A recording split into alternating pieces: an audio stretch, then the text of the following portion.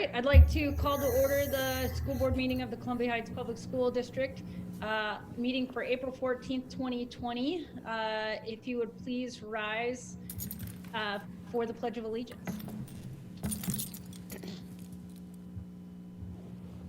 I pledge allegiance to the flag of the United States of America and to the republic for which it stands, one nation, under God, indivisible, with liberty and justice for all. All right. Molly, would you please do the roll call?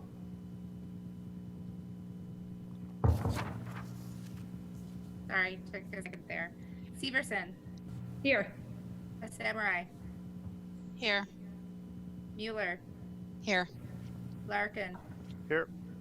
Palmer. Here. Lewis. Here. Superintendent Kathy Kelly. Here. All right, thanks, Molly. Our mission statement is creating worlds of opportunity for each and every learner. All belong, all succeed. Our core values are community, excellence, collaboration, integrity, respect, courage, and innovation. I would like to move on to the agenda approval. Can I have a motion to carry that forward? So moved. Paula? Second. John? Any discussion on the agenda? All right, motion. Oh, so Molly, we have to do a roll call vote over audio. So if you wouldn't mind doing a roll call vote here, we'll do it that way. Okay. Severson. Aye. Samurai. Aye. Mueller. Aye. Larkin. Aye. Palmer. Aye. Lewis. Aye. All right, I have a little something I'd like to read for all of us and for the people who are watching. It says this: due to the current federal and state emergency declarations, the Minnesota directive to residents to stay home, and guidance about limiting person-to-person contact due to the COVID-19 coronavirus pandemic, this meeting of the Columbia Heights Public School Board is being conducted in accordance with Minnesota Statute 13D.021, meetings by telephone or other electronic means. The school board members are reminded to mute their microphone or phone when they are not speaking. School board members wishing to speak should raise their hand, then wait to be recognized by the chair. The chair will determine the order in which board members wishing to speak will be recognized. When recognized, the board member should unmute the microphone or phone, speak, and then mute their device. All votes will be conducted by roll call. Each school board member should wait until their name is called before voting. This meeting will be recorded. Access to this recording will be made available on the school district's website as soon as reasonably possible. All right, there you have it. I'd like to read the announcements. Coming up on April 28th, Tuesday at 7 p.m., there will be a regular school board meeting, theoretically in the community room, but since we're under the stay-at-home order, I'm assuming that will be via distance also. May 12th, have a regular school board meeting at 7 o'clock in the community room. Superintendent Kelly, do we have any correspondence? Madam Chair and members, there are no correspondence this evening. All right, thanks. Communication to the board.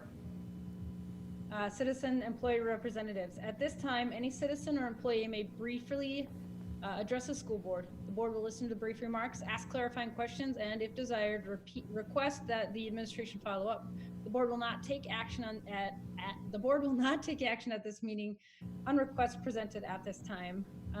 Kathy, as I see you are sitting at the table, do we see anyone? There, Madam Chair and members, there's no one here this evening. All right. Thank you.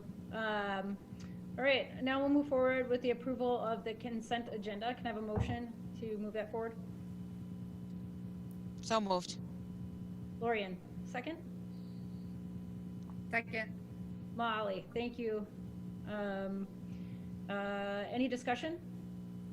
And the consent agenda, just for the record, contains the personnel report, minutes of the March 10th and 24 meetings, March 24th work session, and the treasurer's report from January. Any discussion there? All right. Molly, would you do a roll call vote on this again, please? Severson. Aye. Samurai. Aye. Mueller, Aye. Larkin, Aye. Palmer, Aye. Lewis, aye. All right. We'll move on to the discussion reports and information items. Laura, since we can't see you and you can't do the hand raise, just unmute your mic if you need to be recognized. I understand that you could raise your hand a lot and we might never see you. So go ahead and unmute when you need to talk. All right, so we'll move on to reports from members of the board. Board members will report on board activities since the last regular scheduled meeting of the Board of Education. Lorian, do you want to kick us off? Sure. Since our last meeting, I've had several conversations with community members and exchanged email with Superintendent Kelly, and attended the chair meeting just before this.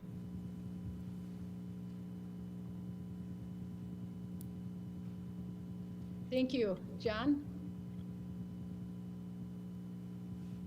I'm going to defer any report that I have right now. Sounds good. Paula? I'll defer. Great, thank you. Molly? I've had several conversations with community members and Superintendent Kathy Kelly. Thank you. That's All right. it. Thanks, Molly. Laura?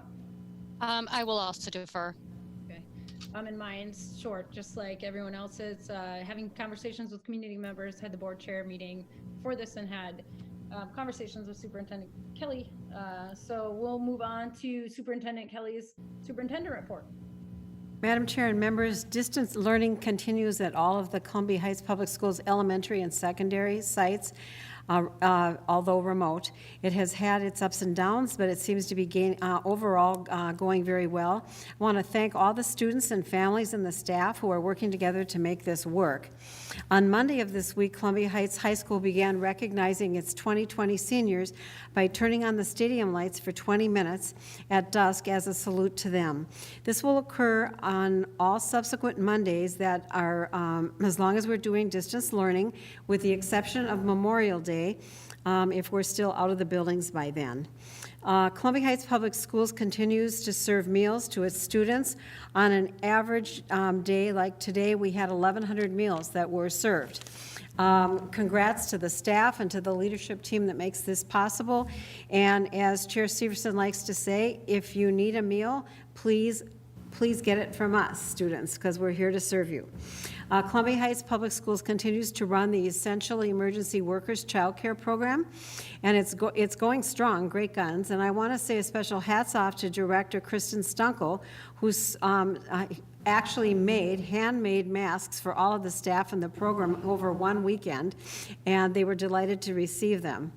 The admin continues to work with MDE and MDH on guidelines and program preparedness as the pandemic continues to evolve. Distance learning has been continued until early May. However, Governor Walz seems to inkle that it may be a slim chance that schools will reopen this school year, but we can't declare that until he does. I've had communications with multiple school board members, attended the chair meeting. Thank you for your time. Thanks, Kathy. We appreciate all you guys are doing and echo the thanks to Director Stunkel for the face masks. I wish I had a talent for sewing. Anybody else out there? Goodness gracious, that is quite the skill. All right, we're going to move on to the department updates from the communication department. So Lauren and Kristen, love to hear from you guys. Thanks for joining us via remote too, Lauren. You're welcome. Happy to be here.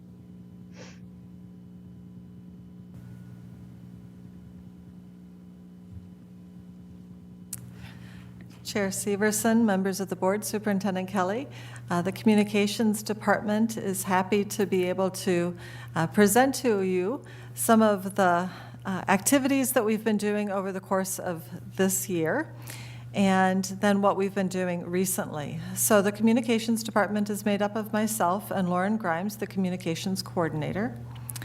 Our mission as a school district is creating worlds of opportunity for each and every learner. All belong, all succeed. And the core values this evening that we'll be focusing on are excellence, collaboration, and innovation. The communications department, who we are, what we do, we really focus on the public relations for the district, marketing, print information, website, social media, media relations, community relations, advertising, graphic design. I really want to give a shout out to Lauren with her wonderful graphic design eye, strategic communications and event planning. So just a reminder that we have been working on our communications audit and our plan starting in the fall of 2019. We worked with the National School Public Relations Association, otherwise known as NSPRA, on the communications audit. That involved both focus groups and also a survey. On March 17th, we brought to the Columbia Heights Public School work session our communications plan. It was presented as an information item, and this is the communications plan for 2021 through 2024. And then on March 24th, that was approved as an action item at the formal school board meeting. So just a reminder of those recommendations that we went over with that communications plan. Recommendation 1 was to ensure planned, proactive, and consistent communications as a strategic priority. So there were 3 goals within that recommendation 1. Update and deploy the district's strategic communication plan to guide and ensure effective district and school communications, to create a communications advisory council to elicit input on district information and communication effectiveness, and to continue to evaluate all communication strategies, tactics, and activities. Our recommendation 2 was to build stakeholder trust in district and school leadership through enhanced transparency and responsiveness. 2 goals within that was to be with formal announcements to really explain the why of those announcements, and also to create a culture of customer service across school campuses and departments for both internal and external customers. Recommendation 3 was to take control of the narrative about Columbia Heights Public Schools and its schools, to maximize the use of key messages and to strengthen the key communicator network. We really know that we've got a lot of wonderful things happening in the district, and we want to make sure that we're telling that story.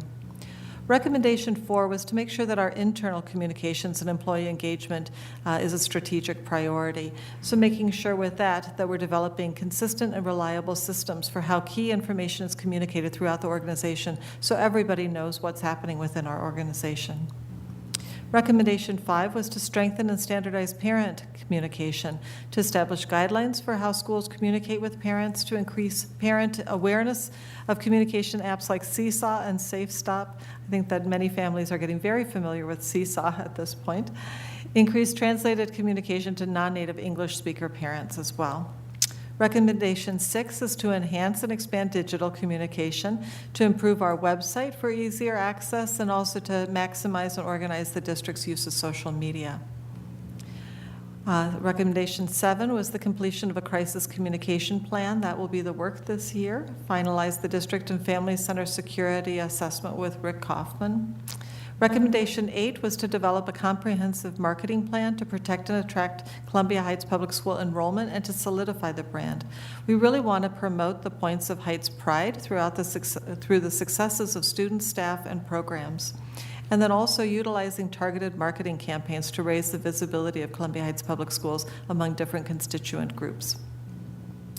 At this point, I want to turn the presentation over to Lauren so that she can share with you some of the examples of these efforts that we're doing within the district.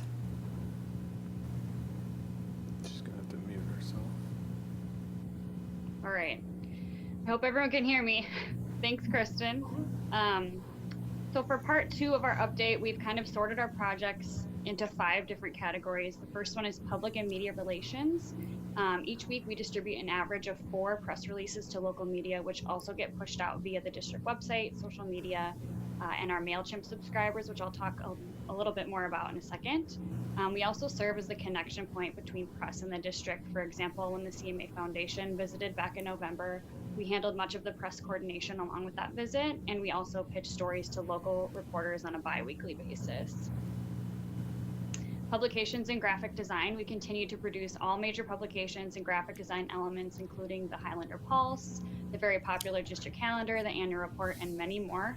Most of our publications have a circulation of about 14,000 residents, which is great. We also work with schools and programs on graphic design needs, whether that's a poster, a brand element, or a larger publication. Strategic communications, marketing, and engagement is our third category, if you will, from Blackboard messaging to marketing campaigns, increasing brand awareness, and adding email marketing to the mix this year. We strive for consistency among all of our communication channels. Our brand package with the new logo and mission statement, along with guidelines and brand colors, was released last summer and has played an integral role across brand awareness throughout the last year. Marketing and engagement is an ongoing priority through various campaigns like Attendance Matters, enrollment marketing. Right now, we're really going hard with the pre-K4 and kindergarten marketing, as well as working with specific schools. Email marketing and social media campaigns like Throwback Thursday. Digital communications. The district website continues to be the broadest form of our digital communications efforts. We work closely with each school and department to ensure things remain up to date and take current website trends into consideration so our viewers get the most optimal experience. We continue to increase the district's footprint on social media, including Facebook, Twitter, Instagram, YouTube, LinkedIn. And we're still, always looking for more platforms to use. Facebook is still our most active platform. The district, 4 schools and 1 department are running pages, same as last year, and they have great positive engagement. And we continue to expand the presence on other platforms, learning where our audience is concentrated and looking for ways to engage new audiences, like on LinkedIn. So we're working with HR on some different ideas there. Our Highlander Connect emails through MailChimp, which I mentioned a little earlier, are a new piece to our puzzle this year with 4 distinct categories within those marketing emails. Building updates, the school board report, press releases, and then miscellaneous updates. MailChimp has allowed us to create branded, design responsive emails with subscriber capabilities, which means users have the ability to subscribe and unsubscribe to specific pieces of messaging on their own. Today, we're sitting at 238 subscribers, 67 of which have joined in just the last 30 days. So we're getting great increased engagement there. Internal communications, as you know, we have our HeightsNet employee extranet, which we're continuing to build out, and we're finding new ways to use it and get people connected there. We also send out lots of district-wide emails on behalf of other departments. And then we do our regular quarterly meetings with schools and departments, and customer service continues to be a top priority. And we've started kind of dabbling in training with professional development sessions and whatnot. All right, so transitioning now to our most recent priorities, we've continued to stay up to date on specifics relating to the COVID-19 pandemic. We built out a new section of the district website to host all information regarding the pandemic, from weekly updates to general resources.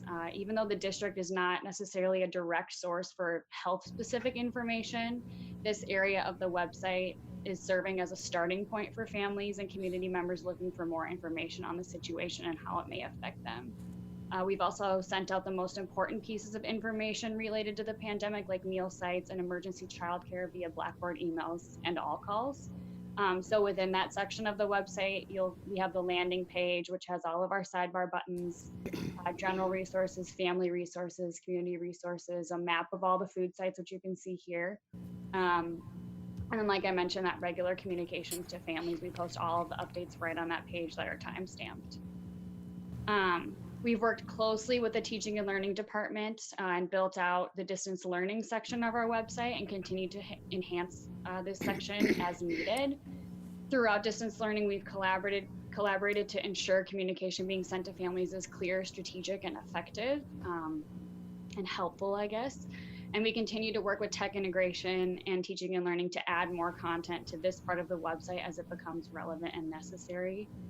We're all new to this distance learning thing, so things come up every day. We need to make changes, we need to make additions, and so we're all working collaboratively on that. We're also excited to start pushing out some stories that we're calling Learn at Home. It'll be a series of press releases or articles focusing on different subjects like physical education or science or fine arts and how they're managing distance learning. I think that's an angle that we haven't seen yet in this distance learning space. And we've gotten some really great submissions from our teachers, so we're excited to start sharing their stories of distance learning with the community. In an effort to increase positivity and spread joy during this social distancing and distance learning period, we're in the midst of celebrating our Heights Pride with a virtual Spirit Week. It kicked off yesterday with the theme Missing You, where people sent shout outs to friends or teachers. Today was What's Your Book? North Park did a great video of a bunch of teachers sharing their favorite book, and we got a bunch of submissions on various social media sites.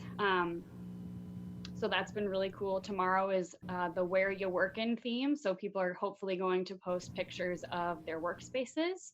And they're sending and posting their photos using hashtags Heights Pride, CHPS Cares for Kids, and CHPS Together Alone, which has been a popular one across social media, or sharing them with us at our district email. And then finally, the communications department supports the district in providing equitable education for each and every learner, especially during these most recent times. Thank you. All right. I assume that the PowerPoint going away means it's time for questions. Yes. All right. So, board members, do you have any questions?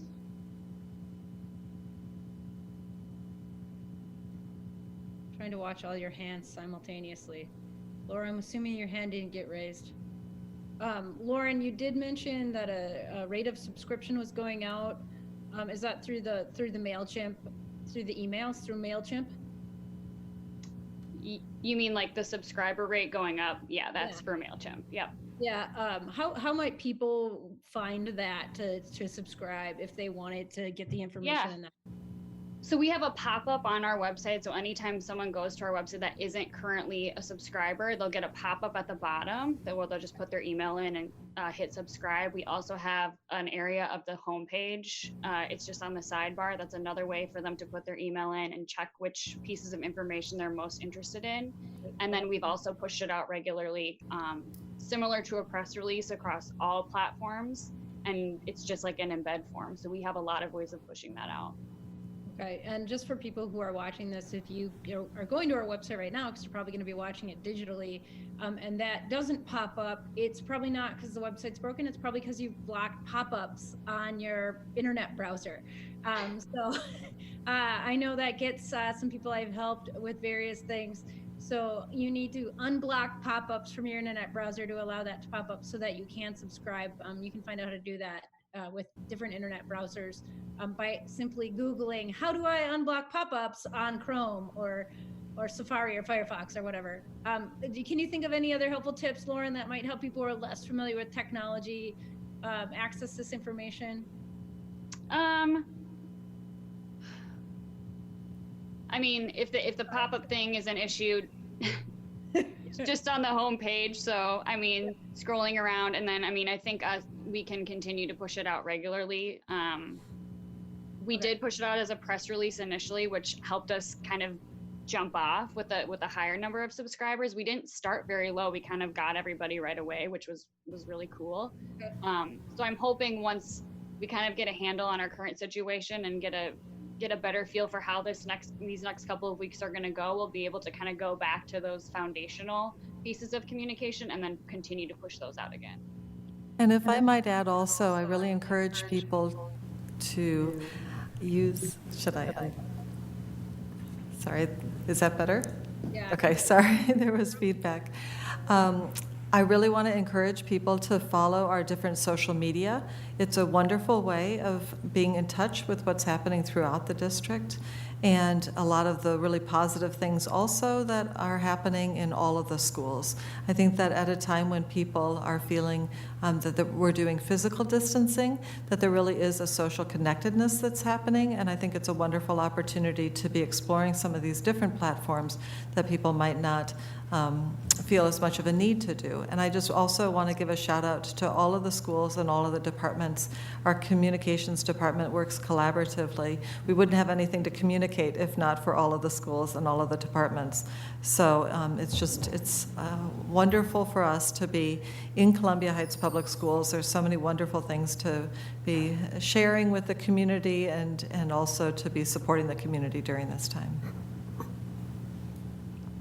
All right, any other questions that came up for board members or? All right, well, thank you, Kristen and Lauren, for coming. Lauren, if that I don't know what your boss told you, but if it's all right, I think you can drop off the meeting. So don't feel like it's rude. All right. Thank you, guys. And thanks, Lauren. All right, thank you, Lauren. Let's see, sorry, I'm toggling between two screens. So we're gonna move on to high school restroom bids. This is what I always wanted to talk about over Zoom. Thanks, Brian. Okay, thanks, Chair Larkin, members of the board, Superintendent Kelly. I think, all right. So again, this evening, talking about our bathroom remodel and expansion at the high school. Our mission, Columbia Heights Public Schools, is creating worlds of opportunity for each and every learner. All belong, all succeed. And our core values in this presentation: community, collaboration, integrity, and innovation. This is just an informational presentation, no governance this evening, but this will be presented at the April 28th regular school board meeting as an action item. So just a reminder for everybody what we're talking about. As you come into the high school, we have the high school main entrance. And then immediately as you walk into the vestibule doors and turn left, those main bathrooms there for our building for the gymnasium. So any of our varsity basketball games, Performing Arts Center, many of our play performances, drama performances, musicals, those are the main bathrooms for those events. Currently, those bathrooms have 2 stalls per bathroom, 2 sinks, 1 small mirror, and the entrance doors to the bathrooms are not ADA compliant. So they are significantly undersized for the space that's necessary. So we are proposing, or this bid, we'll be adding 8 additional stalls per bathroom. So it's a total of 10, 6 total sinks. There'll be a large mirror across all sinks, and the entrances into the bathrooms will be ADA compliant. So bid results and recommendations. The bid opening was April 9th at 2 p.m. and we had 11 qualifying bids, and we had 1 bid that was not complete and was rejected. So we were very happy with the amount of response we got from this proposal, or from the bid that was released. So we were also fairly happy with the numbers as far as having so many people bid. This is a fairly significant expansion and remodel. And so we're talking about a lot of additional capacity within the sewer lines of the building. This may be a sticker shock for some. We do have the budget for it in our capital dollars. We were planning for this. As you can see highlighted there, Langer Construction Company at $428,000 was the low bid, and we worked with MLA Architects on this bid process, and their recommendation is to move forward with Langer Construction. We also did reach out and do several reference checks on Langer Construction and their work within school systems to ensure that we were moving forward with a reputable company. So that's it for this evening. It's just an information item explaining the results of the bid, and that we'll be bringing that information, or this item, as an action item for the board in recommendation of moving forward with Langer Construction Company for the remodel and expansion of the high school bathrooms. All right, do people have any questions?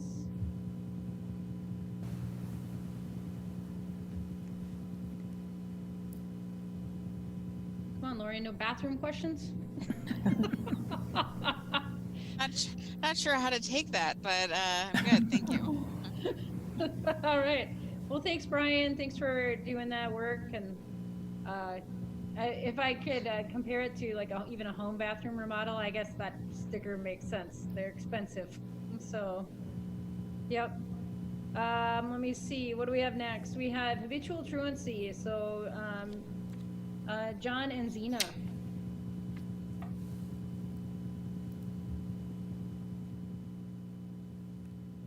right, can you hear me all?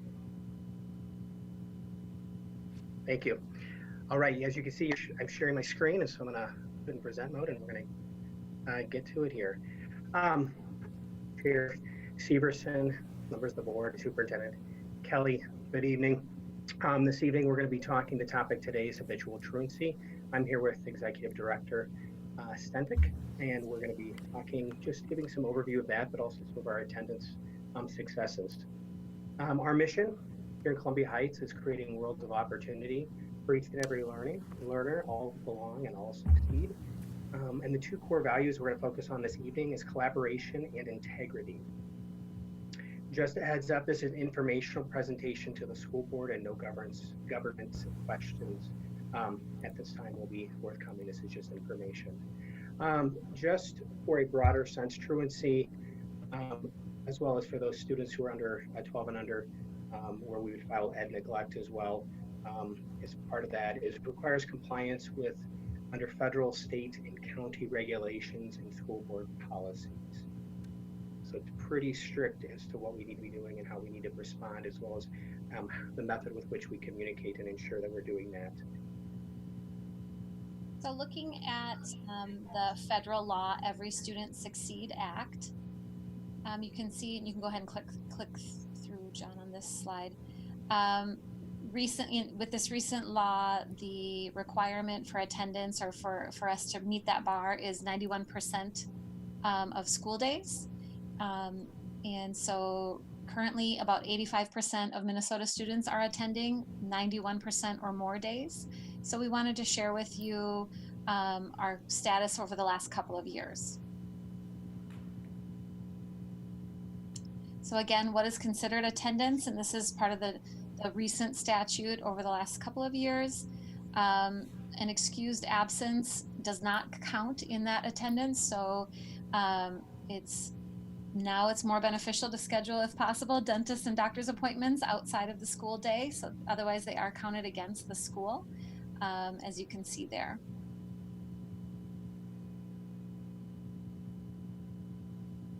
So looking at data, at the end of this school year, then the state will compile this school year's attendance data. So we did, though, want to look at Columbia Heights Public Schools attendance data over the last couple of years. So you can see in 2017-18, and then again to the right in 2018-19, we stayed about the same with our consistent attendance rate.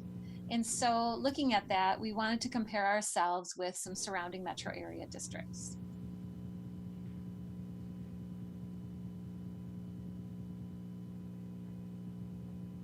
So here you can see over the same time period, orange is the 2017-18 school year and blue is the 18-19 school year.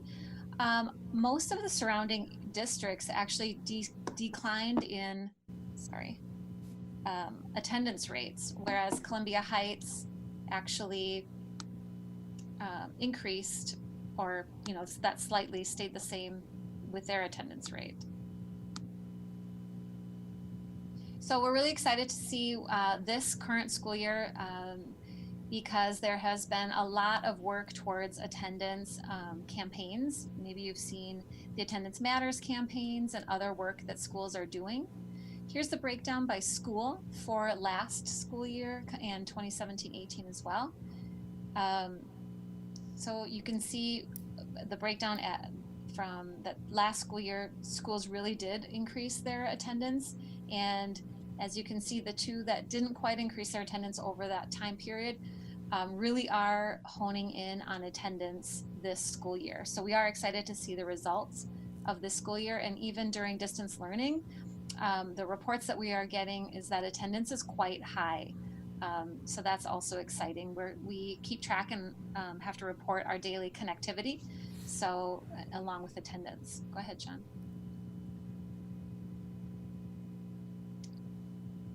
So here you can see some of the examples that I talked about with how are we looking at increasing that attendance and making sure that children are attending on a regular basis. We know that even missing a few days of school can really set a student back in terms of their academics and their connectedness. So The secondary schools are implementing a program, a 90-day program where students are targeted and have check-ins regularly to see what kinds of support they need in order to come to school regularly.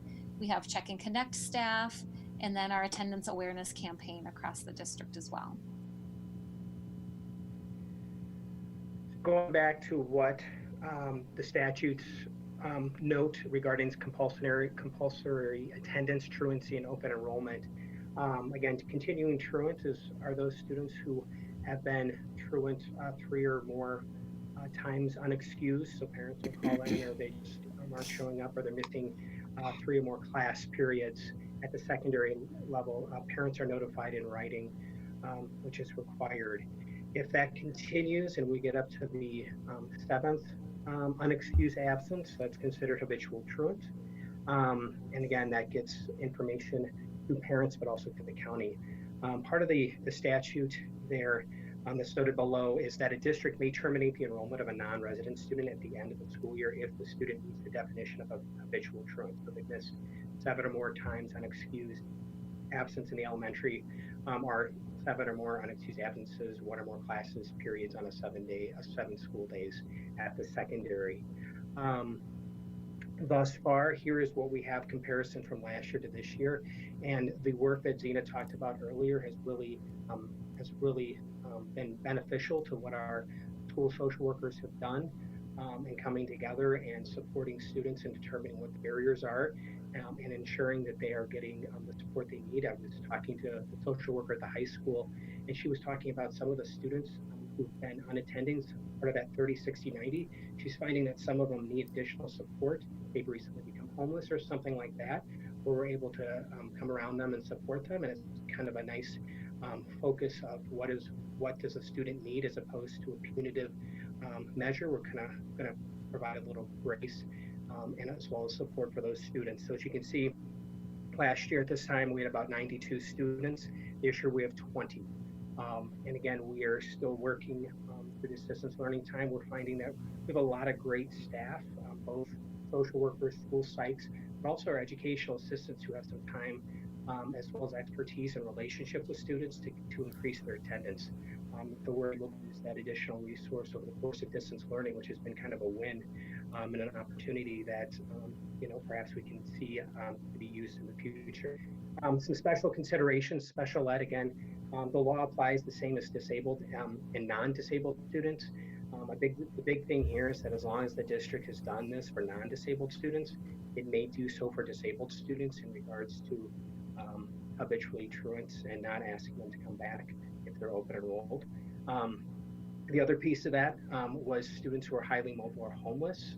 Again, if we set up transportation and the student is still not attending and they've met that threshold of 7 or more truancies or missed classes, they'll be filed and disinvited for the following school year.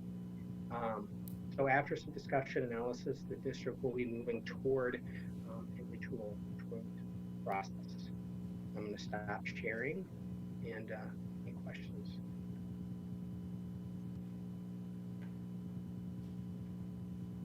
Sorry, I was unmuting. Hala, thank you. Yeah, so I understand that doctor appointments, things like that, those are still considered unexcused. But what if a student is on a 504 plan or something, has a medical condition? Do those still count against us and the students as unexcused absences? Well, I believe those oh, go ahead. Thank you for that clarification, that clarifying question. Really good point to bring up. So there's really working under 2 different systems of counting attendance. When it comes to habitually truant or truancy, doctor's appointments are excused during the school day. When it comes to the ESSA and the North Star Accountability Report, then doctor's appointments count against the schools. So I really appreciate that clarifying question. Very important point. So do the doctor's appointments count against the schools for the ESSA, even if the student is on a 504 plan and has an established medical condition where they need to be going to the doctor a lot? That's a question that we would have to double check in with the Department of Education, but from what I've seen, yes, in their calculation, it's still a pretty new calculation that they're working on, but we could definitely double check that just to clarify that question. Thank you. Molly. I thank you, Natty. I'm just curious about the numbers for the habitual truancy. Have those numbers been determined before distance learning, and how will that be considered moving forward? Thank you for that question. Director Fry and I have met both together and with all of the student support team virtually. The numbers that we showed this evening were from before distance learning, so right up until that date. And since distance learning, at this point, no child has been filed on with the county, and we're taking it as a case-by-case basis. So as Director Fry mentioned, there was a grace period, particularly for students who we know may have had connectivity issues. So taking attendance during distance learning is a whole new era, right? And so there are a variety of ways that students are counted at present. But with that first week, we had some grace period, and the Columbia Heights teachers called each and every student, and I think many of you all had got phone calls to ask about access at home. And did students have a device, and do students have access to technology? So we're figuring that out. So at this time during distance learning, no student has been filed for truancy, for truancy. Director Fry, did you want to add to that conversation? I would just echo the grace thing. I know when we talked to the county attorney with Anoka County, she talked about, with the distance learning, she talked specifically about providing grace for these first 2 weeks. The other thing is, I think the list was updated on March 13th, our last school day prior to the governor's order, I believe on the 17th of March. So that's our number, and that's what we have right now. The hope is that we can provide some supports and continue kind of this trajectory of attendance during distance learning. Thank you. I have a couple questions. One is about distance learning. Has the state given you all any real guidelines on how to take attendance? I'm just wondering. I think you guys are doing an excellent job, and I love the high accountability. I know my kids need to check in for every class, but I know of a neighboring district where if the teachers count them present for the entire week if they check in once. So is the state just not have clear guidelines on that right now? So there are, the Department of Education actually has weekly, more than once a week phone calls with each superintendent in the state. And so they are providing guidance and updating the guidance. The main focus from the Department of Education is that we provide equitable access, and it's that distance learning is equitable. And so in Columbia Heights, we established multiple ways that there's connectivity each day with the teacher. So that could be through a phone call, that could be through a seesaw, that could be through an email, that could be through Schoology, lots of different ways. So I think that was the main focus from the Department of Education, was that it be equitable. But for some of those details, each of the local education agencies determine the logistics and the specifics. All right, thanks. And I had a reach out about getting a habitual truancy letter because they took their child on a family vacation. I personally understand that. Can you just help explain for people who are watching why that might be the case? Why we are sending those to the families, even though they've informed us that their student would be on a 2-week family vacation? So the habitual truant letters really we're following the letter of the law and what qualifies for an excused absence or not. And we don't pick and choose which students we're sending that to. We really are working with each family. As Director Fry mentioned earlier, the social workers at each school do a lot of outreach to families and see what kind of supports they need. And so if someone's in that situation, they will have definitely received multiple notifications, phone calls, and letters from the principal and the social worker. And then I would encourage them to reach back out to that school, their principal or social worker. Even during distance learning, they're still here to support and help the families to see what they can do. Yeah, thank you. I just wanted anybody who's listening to hear that we don't pick and choose the reasoning behind the absence. We just go with what the state tells us is excused or an unexcused absence. Any other questions? All right, thank you. Next is Summer Academy Joint Powers Agreement. Okay.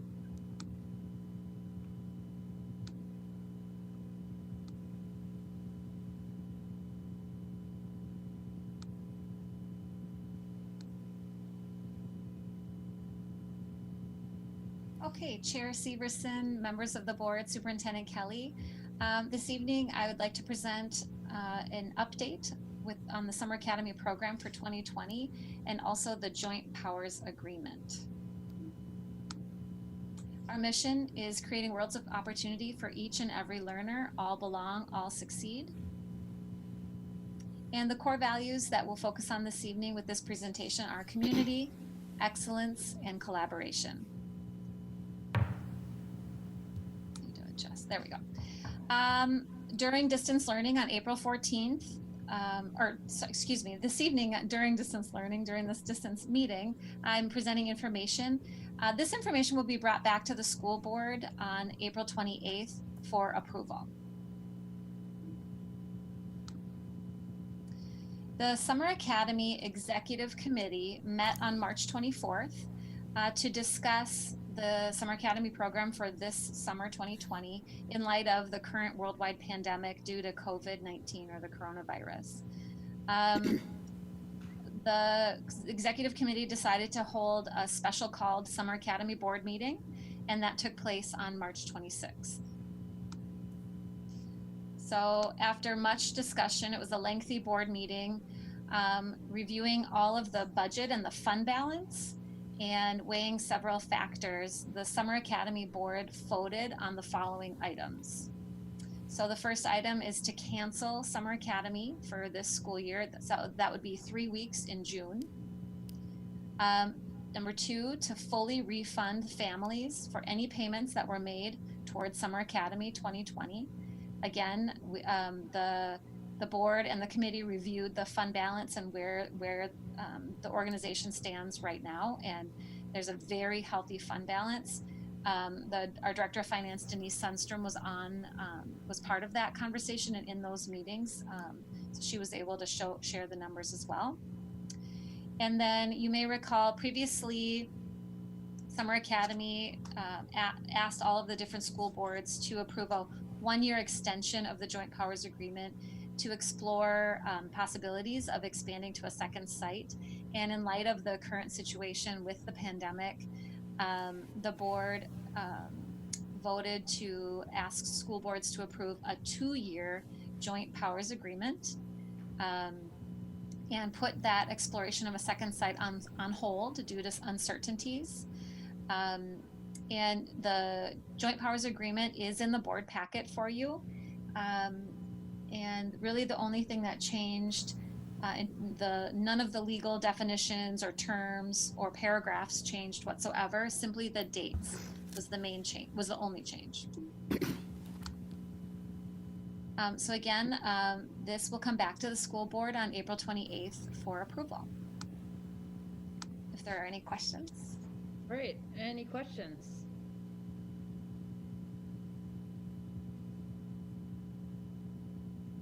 All right, well, thank you, Zena, for presenting on that. We'll now welcome Dawn, our district election clerk, to tell us about election ballot marking devices replacement. Shouldn't be that hard to say, but it turns out it was. Good evening, Chair Severson, members of the board, and Superintendent Kelly. We have been notified by Noble County Elections of an upcoming purchase of an Omni ballot tablets marking device replacements and our financial commitment to this purchase. These tablets will replace the automark equipment currently used to give voters with disabilities a reliable system for marking their ballots. This time, we are currently finishing up payments for another system, the ballot counting systems for the next 2 years. We have payments due on that, so they're looking at ways on how to, they're looking, they're looking at ways to how to, I don't know why that is. How about that? Try that. Nope. That mic, okay. Is that better? No? Okay, well, we'll make it short then. They're looking at ways on how to defer our payments for the new Omni ballot tablets until we finish or complete our payments for the counting systems. So our payments will be based on the amount of registered voters we have in our district, and it's a complicated formula. So, and the total purchase, I included that in here, the total purchase for the equipment is $650,000, but we will just be paying a portion of that. A small portion of that. All right, any questions?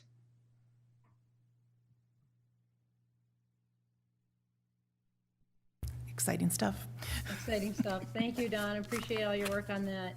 Thank you. Now we'll move on to the action items. So we're going to hear from Superintendent Kelly, Director Hennekins, about our COVID-19 pandemic preparedness plan. Madam Chair and members, what you have before you tonight is the preparedness COVID-19 pandemic preparedness plan that we actually looked at on March 17th. Happy St. Patrick's Day.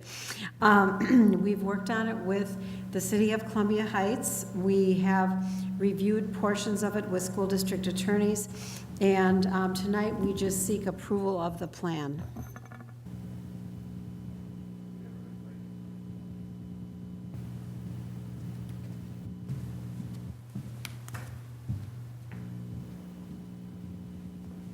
Natty, do you need a motion? Sorry, I'm muted. Yes, could I please get an motion to carry that forward? So moved. Holly? Second. Lorian? All right, any questions here? This has also been in our board packet in various forms, just for the community's sake.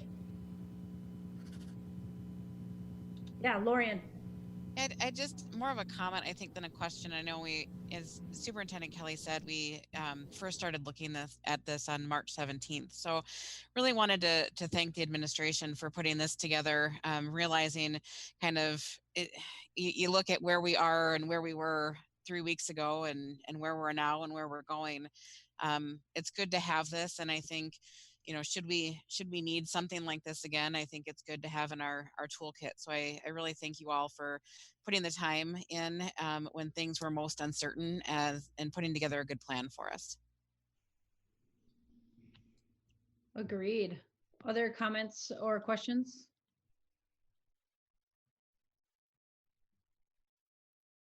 I just want to echo that and say what she said. Yeah, it's hard to give the me too, when we're all on mute, right? We do appreciate all that you all are doing. All right, can we get a roll call vote on this, please, Molly? Severson. Aye. Samurai. Aye. Mueller. Aye. Larkin. Larkin. Unmute, Larkin. All right, we'll try that again. Aye. Palmer. Aye. Lewis. Aye. All right, motion carries. That brings us to board topics for this week. Does anybody have anything they would like to say or bring up? You got to look at the camera to see the hands, Natty. Oh, sorry. Thanks, John. I'm looking at my notes. Sorry. Lorian and Molly, I think, both had something they wanted to say too. So Okay, you can we'll go ahead. start with Molly. Oh, well, thank you so much. I'm sure it's kind of probably echoed, but just a huge thank you. Initially we saw a lot of the front end work from the administration and the leaders in our district, really, but now just seeing it from the teachers, their creativity, their community, just all the different resources that they're pulling in to make this happen for our kids is just wonderful, and we appreciate it. The meals, everything, every single staff person putting in effort, it's just really appreciated. Thank you. Lorian. Okay, hopefully this works. My internet's having a little bit of an issue, but wanted to give a shout out to our Columbia Academy students. There were 13 Columbia Academy students who made it to the State History Day competition. So it was great to hear Principal Burkes's announcements and those kids working really hard in a new virtual State History Day competition. So kudos to those kids and their teachers who have done a great job through the virtual transition of the History Day competition. John? I guess I'll be echoing Molly and everything she said. So much has taken place at so many different levels as we've adjusted to get to where we are. And I wish Lauren was still here. I know, and Brian, the adjustments you guys are making on a daily basis with, anything that comes up with the technology and things like that. You're doing a great job. I really appreciate it. It's kind of crappy times, but certainly doing the best that you can with it, and proud of all of you. Yeah, I echo that. I've thought about just watching my own kids as just a little anecdotal data for all that must be happening and all the moving parts. There's 3 of them and 3,400 students. Is that about where we're at, Superintendent Kelly? Something like that? Yeah, that is a lot of kids to stay connected and to try to ensure proper education. So we're really proud of y'all and all the teachers. I'm sure teachers are at home just jonesing to watch this video, right? Watch the school board meeting, be on Zoom a little bit more, teachers. But we are proud of our staff, and it does make me proud to be a board member in the school district. I think we are in a good way doing the most right now, and that's going to benefit our kids in the long run. Any other questions or comments for board topics?